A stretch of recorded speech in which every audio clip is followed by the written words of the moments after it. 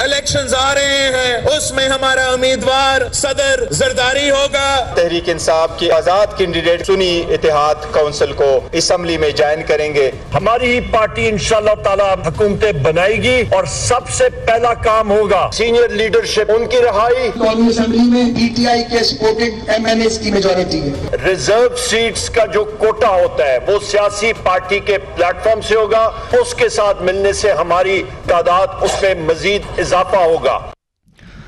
अस्सलाम वालेकुम नाज़रीन, आप रूबरू प्रोग्राम देख रहे हैं और मैं हूं आपका मेज़बान शौकत पराचा। नून लीग और पीपल्स पार्टी की हुकूमत साजी की मुश्तरका कमेटी का इजलास, ज़ाहिर अहम फैसले, पीटीआई का सुन्नी इत्तेहाद कौंसिल और मजलिस वहदत मुस्लिमीन के साथ इत्तेहाद, क्या वाकई ख़वातीन की माइनॉरिटी की मखसूस नशिस्तें मिल जाएंगी? ये भी बड़ा सवाल है। फिर इलेक्शन डिस्प्यूट्स का हल होगा या आइंदा हुकूमत की लेजिटिमेसी इन क्वेश्चन रहेगी? ये भी बहुत बड़ा सवाल है। इन अमूर पर आज हमारे रूबरू हैं साबिक वफाकी वज़ीर सेनेटर फैसल वाडा साहब। बहुत शुक्रिया, आप तशरीफ़ ले आए। बहुत सारी बातें आपसे करना है क्योंकि आप इलेक्शन से पहले जो बातें करते थे मोस्टली वो सच साबित हुई। आपने कहा था बल्ला नहीं होगा, बल्लेबाज नहीं होगा, ना निशान मिला, ना दूसरी पार्टी में गए थे। अब नून लीग और पीपल्स पार्टी के मुज़ाकरात फाइनल हो जाएगी हुकूमत? बहुत शुक्रिया पराचा साहब। देखिए पराचा साहब, ये तो सारी पॉलिटिकल पार्टीज ने अपने फैसले महफूज कर लिए हैं, इसको आप इस लफ्ज़ में ले लें। जब ज़रूरत होगी वो खुल जाएंगे। मतलब तो ये तो सब एक फिल्म का हिस्सा है। इंटरवल हुआ है और थिएटर को चमकाना भी है, तो सब चीज़ तो everything is set.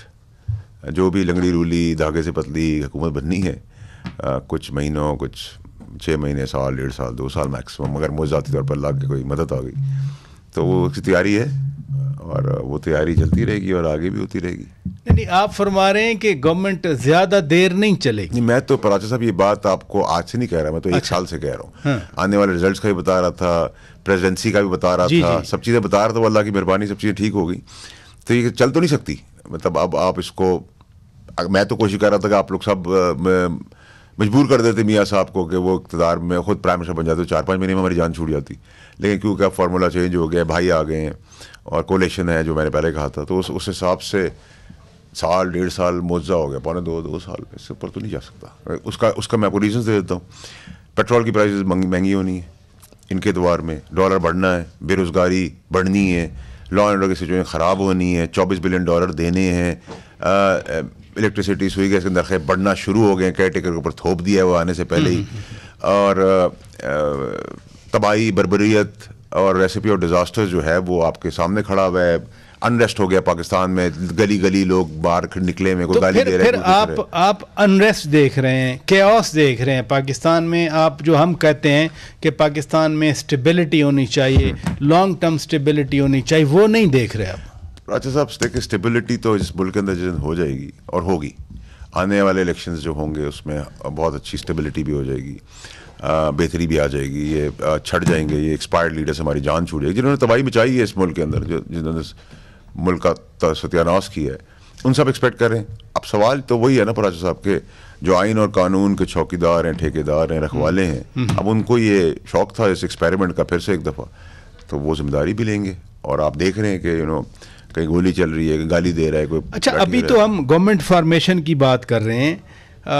Asif Ali Zardari साहब और मियां मोहम्मद नवाज शरीफ साहब की मुलाकात जब तक नहीं होती, अब वो मामला शायद इस वजह से भी कुछ रुकावट का शिकार रहा। बड़ा अच्छा, देखिए मुलाकातें होती हैं तो चीज़ें आगे बढ़ती हैं। अच्छा। तो ये तो बिला वजह की एक असर आई है, स्पेकुलेशन है, ये सब चीज़ें यहाँ तक पहुँच गई हैं। वो कॉन्स्टिट्यूशन लेंगे, पोजीशन, और वो मिनिस्ट्रियाँ लेंगी और ये लेंगे, और सेकंड फेज़ में वो सब कुछ ले लेंगे। सियासी कपड़े छोड़ के उन्होंने सब कुछ ले लिया। वैसे भी उन्होंने तो निचोड़ भी लिया है, दबोच भी लिया है पीपल्स पार्टी ने। तो पीपल्स पार्टी की तो बल्ले बल्ले, अभी वो तो सर कढ़ाई में, जिस्म भी कढ़ाई में, उंगलियां भी कढ़ाई में, सब कुछ उनका कढ़ाई में। मसलन क्या क्या ले लिया? एक सदर की बात है। नहीं सदर देखिए सर, वो बड़े स्मार्ट प्लेयर हैं जरदारी साहब इस चेस बोर्ड के। उन्होंने सियासी कपड़े छोड़ के बाकी सब कुछ ले लिए। फॉर एग्जाम्पल क्या ले लिया? स्पीकरशिप ले ली है, ले गए। मतलब ये सब चीजें बलूचिस्तान ले गए हैं, सिंध ले गए हैं, सब कुछ तो ले गए, रह क्या गया आपके पास? नहीं, बलूचिस्तान आप कह रहे हैं कि बलूचिस्तान की चीफ मिनिस्टर भी ले गए वो। देखिए उनका घोड़ा जो है वो 50.5 पे है। अच्छा। और जो नून लीग का घोड़ा है वो 49.5 पे है। फिनिशिंग लाइन करीब है। तो मैं तो इतना ही बता सकता हूँ। ऐवान सदर भी ले गए, सदर तो स्पीकर भी ले गए, स्पीकर जी, और चेयरमैन सेनेट वो सर देखिए अब तो जो बच्चा कुछ होगा वो भी आगे पीछे कर आके, वो उसके लिए मेरे ख्याल से किसी बड़े आदमी की, बड़े ओहदे वाले की शायद लॉटरी ना लग जाए। चले मैं इतना बता देता हूँ, शायद किसी बड़े ओहदे वाले की लॉटरी ना लग जाए। फॉर एग्जाम्पल कुछ बात सर अगले शो के लिए कुछ रखे ना सर। नहीं आपका पराज साहब पता है इशू क्या है, आपकी बातें और आपकी पर्सनालिटी इतनी प्यारी है कि आप सब कुछ निकाल लेते हैं। तो वो सारा मेरा भी जूस ना निकाले। नहीं जो बस पार्टी कर रही है। नहीं, मैं सिर्फ ये क्यूरियोसिटी होती है ना, यानी नादरीन के लिए इंफॉर्मेशन अपनी जगह पे, बट मैं जर्नलिस्ट हूँ, मेरी अपनी क्यूरियोसिटी है। आला ओहदे यानी किसी रिटायर्ड गवर्नमेंट सर्वेंट को मिलेगी सर, बस आला ओहदे वाले की लॉटरी लग सकती है। अच्छा, लग सकती है। चले मतलब इस तरह। तो मैं मीटिंग का पूछ रहा था, आसिफ जरदारी साहब और मियां नवाज शरीफ साहब, आपको याद है वो 2008 में हुकूमत बनी थी तो उधर पीसी बुरबन एक एकॉर्ड भी साइन हुआ था, बुरबन में मिले थे। तो मियां साहब तो मरी में हैं, कोई है ऐसी पॉसिबिलिटी या सिचुएशन? देखिए पराशर साहब, जब तक अंदरूनी खाना यहाँ बहुत कुछ होता है, बताया कम जाता है, दिखाया कुछ ज़्यादा, होता कुछ और है। तो वो तो आपने इलेक्शन कैंपेन के अंदर एक दूसरे गालियाँ दे रहे थे, सब कुछ दे रहे थे, सब अपनी अपनी कहानियाँ कर रहे थे, सारे हुकूमत ही बना रहे थे। कोई चांद पे बना रहा था, कोई आसमान पे बना रहा था, कुछ सितारों में बना रहा था, कुछ ज़मीन पे बना रहा था। हमारे जैसे थे वो सड़क पे खड़े थे, हमने कहा जी ये दो होगा, 4 होगा। एग्जैक्टली। तो जो आप मुझसे पूछवाना चाह रहे हैं वो मैं बोलना नहीं चाह रहा, जितना मैं बताना चाह रहा हूँ तो मैंने आपको बता दिए। जहाँ मुलाकातों के बगैर कोई काम होता नहीं है। तो अगर आपके पॉलिटिकल पार्टीज के अंदर मुलाकातें नहीं हुई और ऐसी ऑटो पे सब चल पड़े तो ऐसा तो नहीं है ना, मुलाकातें तो फिर मैं ये इंप्रेशन ले लूँ कि जिस मुलाकात का चर्चा है आसिफ जरदारी और मियां नवाज शरीफ की, वो मुलाकात हो चुकी है। देखिए पराज साहब, वो तो आपका प्रोगेटिव है ना, आप एंकर की कुर्सी पे बैठे हैं, आप कुछ भी समझ लें। आप उनको समझे, उन्होंने खिड़कियों से बात कर ली, उन्होंने इंटरकॉम पे बात कर ली, उन्होंने मिल के बात की, उन्होंने कॉफ़ी पे बात की, गालियों में बात की, प्यार मोहब्बत से बात की। मैं तो इतनी बात कर सकता हूँ जितनी कर सकता हूँ, बाकी जो काम आपका ढूंढना है ना सर। अगला अलायंस बना, इत्तेहाद बना, अदगाम तो नहीं हुआ, सुन्नी इत्तेहाद कौंसिल, मजलिस वहदत मुस्लिमीन और PTI। अब पहले तो अगले सवाल से पहले इसको कैसे देखते हैं आप? What is this phenomenon? देखिए, फेस सेविंग, यू टर्न, शर्मिंदगी, किसका यू टर्न, किसकी? PTI का यू टर्न। देखिए ना, ये तो क़यामत की निशानी होगी, सियासी क़यामत तो उस दिन आ गई जिसको आप काफिर कहते थे, जिसको आप मौलवी कहने पे कहते थे गुनाह का काम है, जिसको आप डीजल कहते थे, वो आज मिस्टर डीजल हो गए। और आपने देखा जैसे ही वो PTI की गिलाफ के फोल्ड के अंदर आए, वो डीजल भी है, मिस्टर डीजल भी महंगे हो गए, 8 रुपए सम पैसे बढ़ गया है पाकिस्तान के अंदर। और ये भी क़यामत है कि वो नाचने गाने वाले यहूदियों के एजेंट को आज मुसलमान और एक अच्छा इंसान और फरिश्ता कहला रहे हैं। तो ये क़यामत की निशानी है, और इससे जो वोटर का टर्न आउट है या वोटर का जो इमोशन है वो डिस्टर्ब हुआ है। देखिए मैं भी इस पार्टी में एक अगर सियासी जमातें, सियासतदान, दो मुखालिफ सियासी कुव्वतें अगर वो इकट्ठी हों या करीब आएँ तो हमें तो वेलकम नहीं करना चाहिए, बजाय इसके कि हम तनकीद करें, उनको वो माजी के बयानात याद करवाएं, हम कहें कि इस तरह से जो मुल्क में गाली गलोच का कल्चर है वो ख़त्म होगा। इसको तो हमें अप्रिशिएट करना चाहिए। राजा साहब देखें, ये इन मौलानाओं का और बाकियों का एक बड़ा कमाल है, ये जब चाहे जिसको काफिर कर देते हैं फतवों से, जब चाहे मुसलमान कर देते हैं।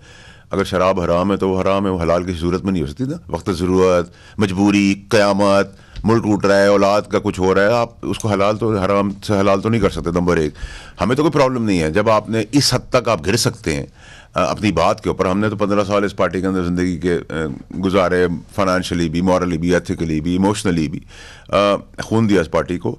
और मुझे तो अल्लाह की मेहरबानी है कि मैं तो पार्टी जब पीक पे थी, खान साहब आसमान से बातें कर, पावर में थी, तब मैं निकाला गया। 1 पेज था जब, ठीक है जी, हाँ 1 पेज था, बहुत पावरफुल थे। मैं बाकियों की तरह तो नहीं हाथ जोड़ के वक्त ज़रूरत के टाइम पे, मुसीबत टाइम पे भागा वहाँ से।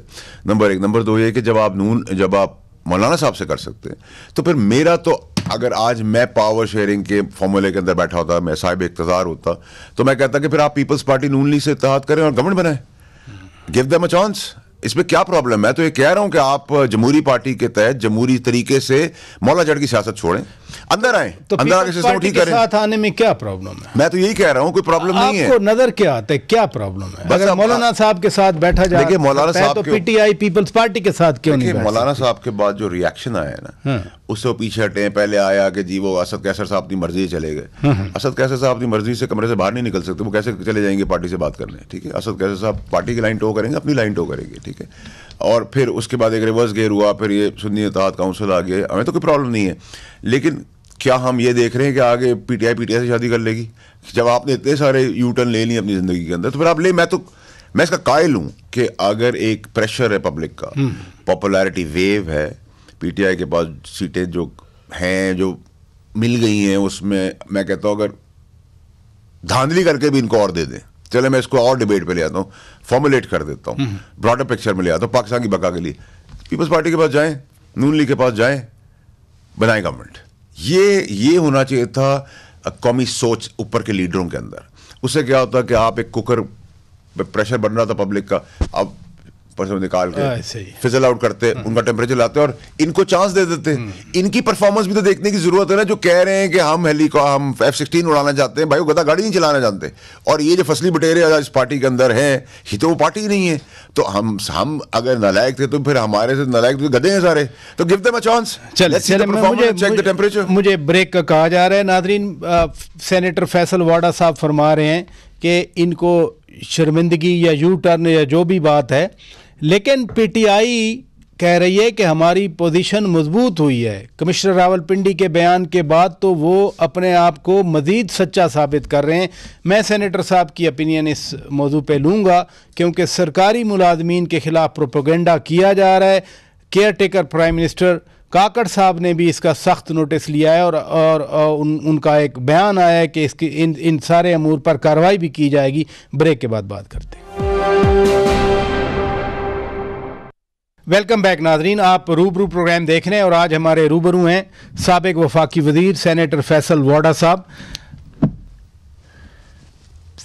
सुन्नी इत्तेहाद कौंसिल के साथ या मजलिस वहादत मुस्लिमीन के साथ उनका इदगाम हुआ, इत्तेहाद हुआ। प्राइमरी पर्पज ये है कि हमारी खवातीन की सीटें मिल जाएं। क्यों? देखिए, जो तरीक़ेकार है अनफॉर्चुनेटली, जो idiotic way of governing and ruling and doing politics है कि अगर आपने नाम नहीं दिए तो वो सीटें आपको नहीं मिल सकती। पीटीआई ने तो दिए होंगे ना उन्होंने। अब ये तो सवाल है कि जो मेरी एंटिसिपेशन, जो मैं समझ सका हूँ, और ये हमारी पार्टी साहब का, मेरी साहब की पार्टी के तरीक़ेकार भी ऐसे था कि हम नालायक थे, तो हमने ना दियो। तो एज्यूमिंग अगर नहीं दी तो आपको वो पार्टी चाहिए जिसने नाम दिए हुए हो, उसके साथ आप मर्ज हो, तो वो सीटें आपकी बनेंगी। अब वो कहेंगे जी कोर्ट में जाना है, तो भाई कोर्ट में जाना है, तो हर चीज़ ही कोर्ट के अंदर होती है। फॉर्म 45 के पकौड़े भी आपने कोर्ट में जाके खाने हैं, पॉपकॉर्न भी उसके अंदर खाने हैं, आपने सियासत की भी मैदान में उस पर करना है, हर चीज़ करना है। तो मैं तो समझता हूँ कि आप सारे सियासतदान शेख हैं बेहिसी और बेशर्मी और बेहयाई के साथ। जैसे तकरीरें हम कर रहे थे, आपने नवाज शरीफ साहब को देखी, बेशर्मी वाली तकरीर थी वो, कि डिफीटेड तकरीर के बाद भी आप तकरीर कर रहे हैं। शक्लें आप देखें उस वक्त क्या थी। आप फैमिली कॉरपोरेशन बना के पाकिस्तान को एक बुजदार 2 देने जा रहे हैं, और आज वो क्या दिया है, क्वालिफिकेशन क्या है बेटी साहिबा की कि उन्होंने जेलें काटी। तो बड़ी शर्म की बात है, जिसने जेल काटी हो, वो जेल काट के गलत काम करके आप उसको कहें कि अच्छा।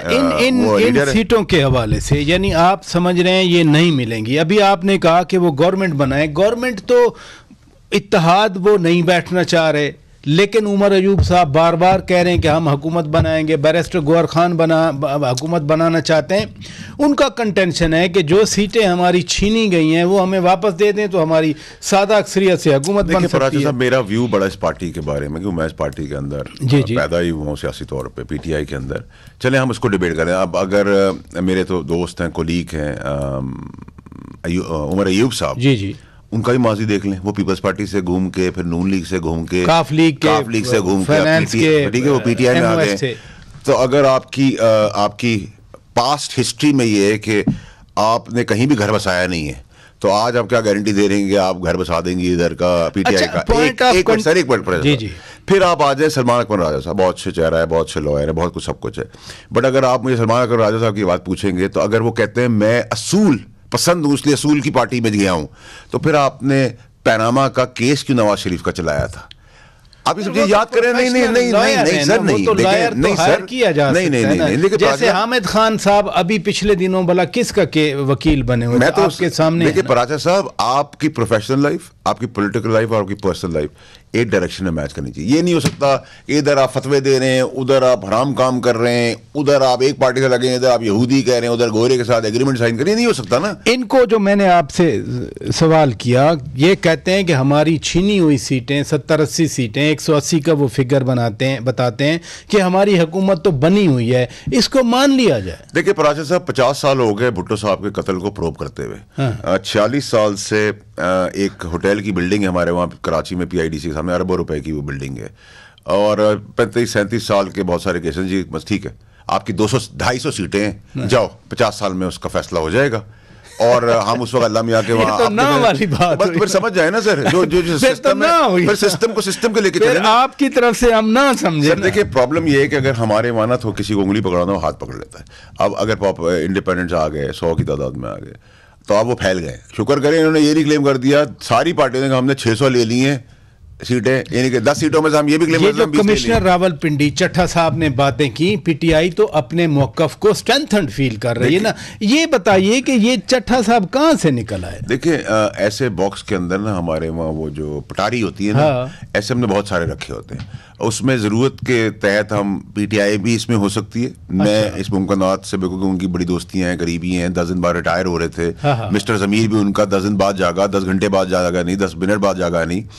और पीपल नून लीग भी हो सकती है, ठीक है, उनको शर्मिंदगी कवर करनी है, इन्होंने जीत कवर करनी है, तो सब लॉन्च कर सकते हैं। और देखिए इस मुल्क के अंदर ज़मीर तो हो नहीं सकता। अगर मैं कमिश्नर साहब की हिस्ट्री देखूं, और मैं कहता हूं उनको भी प्रोब कर लें जो उन्होंने कहा है सीटों के बारे में, और कमिश्नर साहब को भी प्रोब करें कि वो कहाँ से चलते हैं, उनके इतनी दौलत कहाँ से, इतनी फाइलें कहाँ से, इतनी प्रॉपर्टी कैसे आई, ठीक है। और वो अचानक से आखिरी 10 दिन जब रिटायर होने से 10 दिन रह गए तो उनका ज़मीर जाग गया, और फिर वो 6 बजे खुदकुशी करते। लफ्ज़ सुने, मुनाफकत जब होती है ना, नमाज पढ़ने के बाद मैं खुदकुशी करने गया और मैंने कहा मैं हराम मौत नहीं करूं, और मैं टाई कोट पहन के क्रीस लगा के एक प्लांट स्टेडियम में मीडिया बुला के स्ट्रेस्ड भी नहीं हूं, टेंस भी नहीं हूं, अंडर प्रेशर भी नहीं हूं। तो मेरी गुजारिश आपके तवज्जो से ये है पराचा साहब कि हमारे मुल्क में जो ख़वातीन और जो मर्द हजरात ये कहते हैं कि हम खुदकुशी कर लें, प्लीज़ बराए मेहरबानी खुदकुशी करके इतला कीजिए। ये हर बार आप कोई ना कोई आपका ज़मीर जाग जाता है, या आप हराम हलाल की फिक्र में चले जाते हैं, या फिर आप गोलियां जहर खा के फोन कर देते हैं कि मैंने इतनी गोलियां खा ली, और लोग अस्पताल। भाई इसका एक और प्लीज खुदकुशी करें। एक और एंगल भी है कि बहुत सारे सरकारी मुलाजमीन ऑफिसर्स जिन्होंने ड्यूटी दी इलेक्शन में, उनके खिलाफ सोशल मीडिया पे बहुत प्रोपोगेंडा किया जा रहा है, हरासा किया जा रहा है। रियासत खामोश है, रियासत को क्या करना चाहिए फिर? देखिए पराचा साहब, जो सोशल मीडिया है ना, उसको आपने धंधे से लगाया हुआ, काम से, इसको एंजॉय किया करें, ठीक है। एक लोग हैं जिनकी शनाख्त नहीं है, वो सामने उनका वाली वारिस कोई नहीं है, वो आके अपनी आइडेंटिटी नहीं है। ये तो है ना, पराचा साहब आए और बोले कि फैसल तुमने गलत काम किया है, तो फिर मैं उसको प्यार से, ज़बान से, हाथ से, हर चीज़ से उससे बात कर सकता हूँ, वो भी मुझसे कर सकता है। लेकिन एक आदमी जिसकी शनाख्त नहीं है, एक डब्बे में छुपा हुआ है, फ़ोन पे बैठा हुआ है, बेरोज़गार है, या वो घर दमाद है, या वो फ्रस्ट्रेटेड है, या लाइक बाप की नालायक औलाद है, लेट देम एंजॉय। जिनकी तस्वीरें लगाई जा रही हैं ट्विटर पे, फेसबुक पे, उनको तो लोग जानते हैं ना सर। देखिए ये जो उनकी कैरेक्टर असैसिनेशन हो रही है। ट्विटर का जो ऑपरेशन बाय एंड लार्ज, उसमें बहुत अच्छे लोग भी हैं, ट्विटर का काम बड़ा अच्छा मुस्बत भी है। इधर बेरोजगार, घर दमाद, नालायक, निकम्मे, जेलस, हासिद, हसद, गाली देने वाले, इसकी तस्वीर लगाने वाले देख के तो उनका ट्वीट आगे रीट्वीट होता है। इसको एंजॉय किया करें। देखिए जब तक हम ये नहीं सीखेंगे ना कि आप क्रिटिसिज्म के ऊपर थ्राइव करना शुरू कर दें, क्रिटिसिज्म के ऊपर ग्रो करना शुरू कर दें, यू हैव पीपल जो आपसे पैसे भी नहीं ले रहे, आपको गालियां भी देते हैं, खुश भी होते हैं, आपने उनको नौकरी पे लगाया हुआ है, आप मैं यहाँ बयान दे दूंगा, वो स्ट्रीट डॉग की तरह शुरू हो जाएंगे। तो आपका स्टाइल होता है, आप हड्डी फेंक दें उठा के अपने घर के बाहर, सब लड़ना शुरू हो जाए। इंजॉय करें इन चीज़ों को। मुझे तो this is the way I see them. लेकिन prime minister of Pakistan caretaker हैं काकड़ साहब का, तो अभी थोड़ी देर पहले स्टेटमेंट आया कि आर्टिकल 5 की भी वो बात कर गए कि ये जितने लोग ऐसा कर रहे हैं इनके खिलाफ कार्रवाई होनी चाहिए। अच्छा, इसलिए होनी चाहिए कि इनको जो मैं तो मुझसे अगर आप ज़ाती तौर पर पूछेंगे तो मैं तो हमेशा से हूँ कि आपने गार्डन के अंदर अपने टॉमीज को बुला के जो ऑस्ट्रेलियन गोश्त खिलाया उसका हड्डियाँ बाहर फेंक दे and let them shout, you know, and let them bark. My attitude is this. But अगर आप वैसे अगर आप गवर्नमेंट उसके हिसाब से बात करेंगे तो इनको चुन चुन के बाहर निकाल कर इनको एक्चुअल काम पे लगाना चाहिए। और ये जो जुल्म ज़लालत गालम गलोच किसी के कपड़े किसी के घर किसी की चार दीवारी घुसते हैं, they need to be sorted out completely. और इनको सॉर्ट आउट करने का सबको ना करें, क्योंकि अगर आप सबको करेंगे तो बेरोजगारी और बढ़ जाएगी। ये फ्रस्ट्रेटेड लोग हैं, इनको कीबोर्ड्स पे और फ़ोन पे बैठे रहने दें और इनको एंजॉय किया करें। आपको मुझे एक बात है पराशा साहब, आपको अल्लाह ने इज्जत दी है, आपको सैलरी मिलती है, आप इधर अपना काम करते हैं, अब आप एक डब्बे के अंदर छुप जाएं, आपकी कोई शनाख्त ना हो और आप मुझे गाली देते रहे, तो मैं तो एंजॉय करता रहूँगा। मैं आपको गाली देने की और हड्डियाँ फेंकूंगा। अल्लाह ना करे। नहीं, मैं मिसाल दे रहा हूँ आपको, या मैं अपने ऊपर मिसाल देता हूँ। मैं मिसाल दे रहा हूँ। इसको डिस्करेज करने की जरूरत इसलिए है कि आप किसी की पकड़ी जाए, उसमें जो रिकग्नाइज है ना, ये बहुत ज़्यादा फॉलोइंग है, उनकी ऐसी फॉलोइंग करें कि वो अपनी फॉलोइंग भूल जाए। और ये स्टेट का काम होना चाहिए, जिसकी वजह से बहुत जगहों पे आपने देखा कि लोगों के कत्ल हो गए इन घटिया ऑपरेटर्स की वजह से। लोगों के कत्ल हो गए, इन्होंने वीडियोस लगा के बच्चियों को शहीद करवा दिया, कत्ल करवा दिया जिरगों के अंदर और इलाका गैर के अंदर। तो इनकी अकाउंटेबिलिटी तो होनी बहुत ज़रूरी है। इधर रुकिएगा नाजरीन, मैं ब्रेक लेता हूँ, ब्रेक के बाद जब वापस आएंगे, उमर अयूब खान, बैरिस्टर गौहर खान और दीगर PTI की क़यादत कहती है कि हमारी प्रायोरिटी अपनी आला क़यादत को जेलों से बाहर निकालना है, और उसमें यकीनन बानी PTI खान साहब का ही वो रेफ़र करते हैं। ये क्या आगे बढ़ेगा, कैसे आगे बढ़ेगा, सेनेटर फैसल वाडा साहब क्या देखते हैं आगे? ब्रेक के बाद बात करते हैं। वेलकम बैक नाजरीन, आप रूबरू प्रोग्राम देख रहे हैं और आज हमारे रूबरू हैं साबिक वफाकी वज़ीर सेनेटर फैसल वाडा साहब। आपको हमने इब्तदा में उमर अयूब खान की बात सुनाई, वो कह रहे हैं कि हमारी प्रायोरिटी है हम अपनी आला क़यादत को जेलों से निकालें, और आला क़यादत से मुराद सिर्फ बानी PTI खान साहब हैं, बाकी तो खैर एक प्रोसेस में हैं वो भी। आपने इलेक्शन से पहले इसी शो में इसी सीट पे मुझे कहा था कि आपको खान साहब नज़र नहीं आ रहे इलेक्शन में। वही हुआ कि वो जेल में बंद थे, उन्होंने सीटें तो ले लीं, लेकिन अब वो कहते हैं हम मरकज़ में हुकूमत बनाएंगे, वो कहते हैं हम पंजाब में भी हुकूमत बनाएंगे, KP में उनकी हुकूमत बन रही है। तो उमर अयूब खान जो कह रहे हैं वो कर पाएंगे? चांद पे तो बना सकते हैं, और चांद पे जाके बनाए वो। आप भी यहाँ हैं और मैं भी यहाँ हूँ। अच्छा, तो दूध का दूध और पानी का पानी भी हो जाएगा। यानी हुकूमत नहीं बना सकते पंजाब और मरकज का बाप भी नहीं बना सकता अकेले हुकूमत। ठीक है, बड़ी क्लैरिटी रखें। देखें, दूसरा ये कि बानी PTI के लिए सब दुआ गो हैं कि वो केसेस से कोई मौज़ाती तौर पर अल्लाह मियां रहम कर दे। और ये बुलंद दावे तो नवाज शरीफ साहब ने भी किए थे, पीपल्स पार्टी ने भी किए थे, MQM ने भी किए थे और PTI ने भी किए थे। सब हुकूमत बना रहे थे, कोई चाँद पे बना रहा है, कोई मरीख पे बना रहा है, कोई सितारों पे बना रहा है। और ये ज़्यादातर जो प्राइम मिनिस्टरशिप और हुकूमतें बनती हैं ना, वो हमारे जो बेरोज़गार हैं, नालायक निकम्मे हैं, घरदमाद हैं, ट्विटर के ऊपर बैठे हुए, वो किसी को वज़ीर उनका बस चले तो वो चलते, वो अपने आप को असल में वो मिरर में देख के सब कुछ इमेजिन करते हैं। और इमेजिन उसमें बहुत सारा ऐसा स्लॉट है जो सोशल मीडिया ट्विटर के अंदर बहुत सीरियस है और उनकी इंपॉर्टेंस और रेलेवेंस है, और वो रिकग्नाइज्ड है, उनको पता होगा ये मिस्टर फलाना है, इसकी रिकग्निशन है।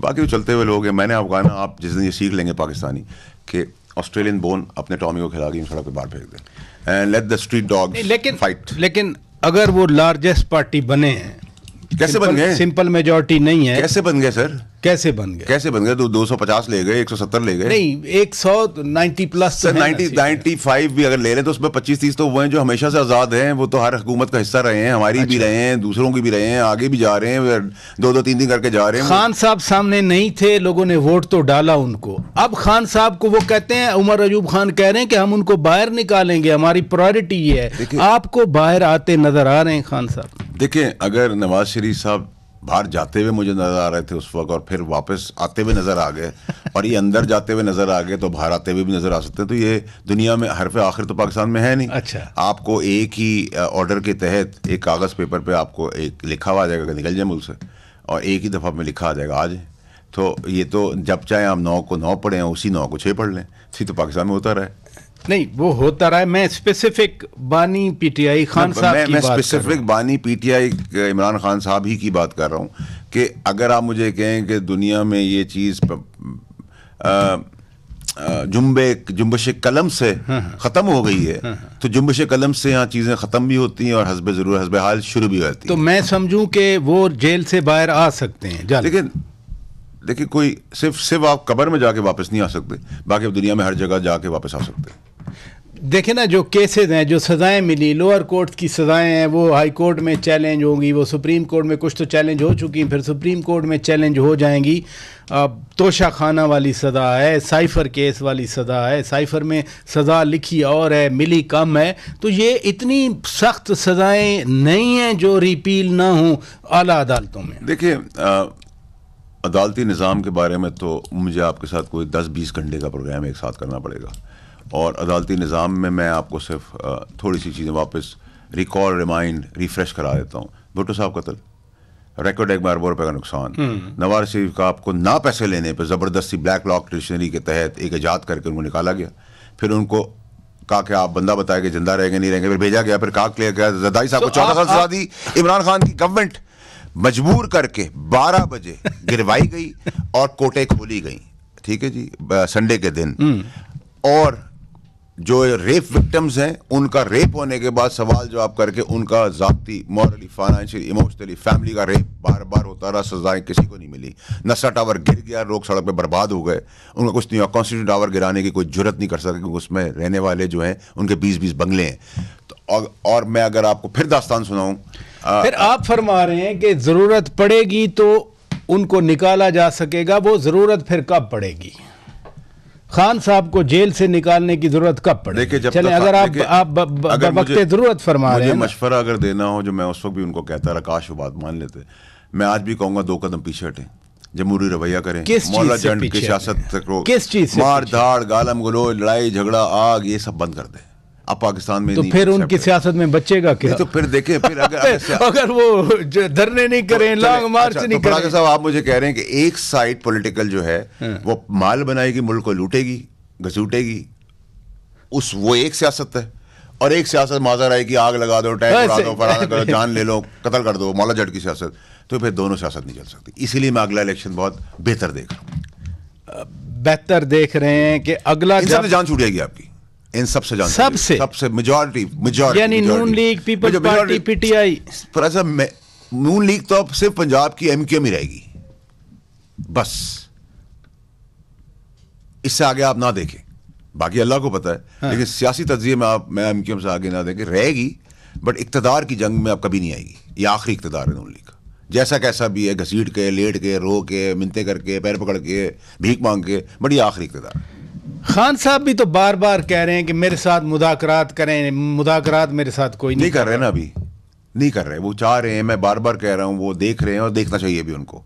लेकिन सिग्नलिंग तो ठीक करें ना। अली अमीन गंडापुर को आप खड़ा करेंगे तो आप सिग्नलिंग, मेरा तो दोस्त है, आप क्या कर रहे हैं? लड़ाई की बात कर रहे हैं। वो अभी एक केस में 9th में वांटेड है, एक पुलिस उसको लेने आएगी, एक पुलिस उसकी प्रोटेक्शन के लिए खड़ी होगी, उसके पीछे सिविल आर्म फोर्सेस, रेंजर्स और एफसी को बुलाया जाएगा, तसादुम होगा, खून बहेगा, लड़ाई होगी, लोग मरेंगे। आपको नजर आता है? और क्या है ये? मैं एक जगह का ओथ उठाने जा रहा हूँ, सीएम, मेरी पुलिस प्रोटेक्शन आ गई है, कॉन्स्टिट्यूशन मेरी पोजीशन ऐसी है, इधर से मुझे वांटेड हूँ, मुझे पुलिस लेने आई है, वो पुलिस नहीं, तो वो जमानतें हो नहीं गई उनकी। सर हमारे वहाँ प्रेसिडेंट था पीटीआई के अंदर जब मैं था, कि वजारत में भी एज वजीर आप पे इल्जाम आ जाए, उतरे, इल्जाम धोएं, फिर वापस आए। तो फिर कहाँ गई वो सारी मंशूर, वो कहाँ गई आइडियोलॉजी, वो क्या है? ये वकीलों के लिए हमने क्या पार्टी बनाई थी? नहीं बनाई थी ना। स्ट्रैटेजी अच्छी है, इसमें आप गौहर साहब कहें अच्छा इंसान है, शोएब शाहीन है अच्छा आदमी है, मुझे तो मरवत भी पसंद है, नॉटी है, मुझे पसंद है, ठीक है, मुझे पसंद है, मुझे पसंद है वो। देखिए आप उसको लाग उससे गिला कर लें, राग उससे डिसएग्रीमेंट पे जाए, क्रिटिसाइज करें, बुरा भला कहें, लेकिन मुझे वो पसंद है। नॉटी है, क्राउड पुलर है, ठीक है। लेकिन अगर आप ये इन्होंने कुर्बानियां 15 साल तक दी थी इस पार्टी के अंदर, नहीं। इनको अब ये जिस कोर्ट पे इनके आते हैं और जो टाई लगा करता है, जिधर कि रिप्रेजेंट, वहां चीजें ठीक करें पहले। ये वहां नहीं ठीक कर सके, ये इस मुल्क की भागदौड़ ठीक करेंगे, ठीक है। हम इनकी वकालत का काम नहीं कर सकते। जिसका जो काम है उसको करने देना। जिनका जो काम कलम का है वो कलम से काम करे, जिनका काम बंदूक से वो बंदूक का काम करे, जिनका काम सियासत नहीं। देखे ना, स्पेस भी खान साहब अंदर, मखदूम शाह महमूद कुरैशी अंदर, चौधरी परवेज इलाही अंदर, बाकी भी तो सारे, अली मोहम्मद खान, शहरयार आफरीदी, अली मोहम्मद खान क्यों नहीं नॉमिनेट हो सकता? चलें यहाँ डिबेट को एंड करते हैं। आप मुझे बताएं, अली मोहम्मद खान MNA का कैंडिडेट, जबरदस्त आदमी, हाँ, किसी को ऑब्जेक्शन नहीं, ठीक है, हर पार्टी उसको एक्सेप्टेबल है, तो लोग उसको एक्सेप्ट और दूसरी पार्टियों को भी वो एक्सेप्टेबल है। क्यों? वो सच्चा, साफ सुथरा, एक अच्छा चेहरा, म्याना रवि, दरमियाना, जी जी, मॉडरेट है। क्या प्रॉब्लम है? क्यों नहीं उसको नॉमिनेट कर रहे? लेकिन वो MNA है, वो MPA तो नहीं है, MNA है। सर मेरी बात सुनिए, MNA क्या उमर अयूब से बेहतर face Ali Mohammad Khan prime minister के वो तो पैदाइशी उसकी पार्टी में हुई है ना, वो नून के साथ था, ना वो पीपल्स पार्टी के साथ था, ना वो क्यू के साथ था, ना वाई के साथ था, ना जेड के साथ था। हर जगह आप घर बसा के आए हैं, हर जगह आपने घर उजाड़ दिए हैं, आप ये घर बसाना है, ये भी घर उजड़ जाएगा। देखो इस पर तो आपको खुद भी एथिकल और मॉरल बाइंडिंग होनी चाहिए। आप कह नहीं अली मोहम्मद खान को टाइम जगह दें। अगर हमारे वहाँ पार्टी के अंदर, जब मैं पार्टी के अंदर था, तो आप इमरान इस्माइल साहब से पूछें, अभी फ़ोन करके पूछ लें। जब बात हुई तो मैंने खान साहब से कहा कि खान साहब, Imran Ismail qualifies to be a governor because he is. अच्छा, आपकी सिफारिश पे लगे थे? इमरान को पता है, देखिए खुद तो नहीं कोई बात कर सकता। इमरान इस्माइल साहब पूछ ले, कभी इसको डिनाई नहीं करेगा। ठीक है, मैं खान साहब के साथ मजाक में मैंने उनको यूं करके हाथ रखा, अच्छा, घुटने का, सर बस छोड़ें। बहुत रेजिस्टेंस थी पार्टी के अंदर। ठीक है, इमरान इस्माइल को गवर्नर बनाने के खिलाफ रेजिस्टेंस थी। देखिए वो तो मेरी वजीर बनने पे बहुत रेजिस्टेंस थी, लेकिन उनको मैंने ऐसा रखा था औकात में काबीना के अंदर, और आज तक रखा हुआ है कि वो हिल नहीं सकते। अल्लाह की मेहरबानी। चले, बहुत शुक्रिया जनाब फैसल वाडा साहब, साबिक वफाकी वजीर, सेनेटर साहब आज हमारे रूबरू थे। इंशाल्लाह फिर किसी वक्त इनको फिर दावत देंगे, क्योंकि बहुत सारी इनसाइड स्टोरीज हमें इनसे पता चलता है। अपने मेज़बान शौकत पराचा को इजाज़त दीजिए। खुदा हाफिज़।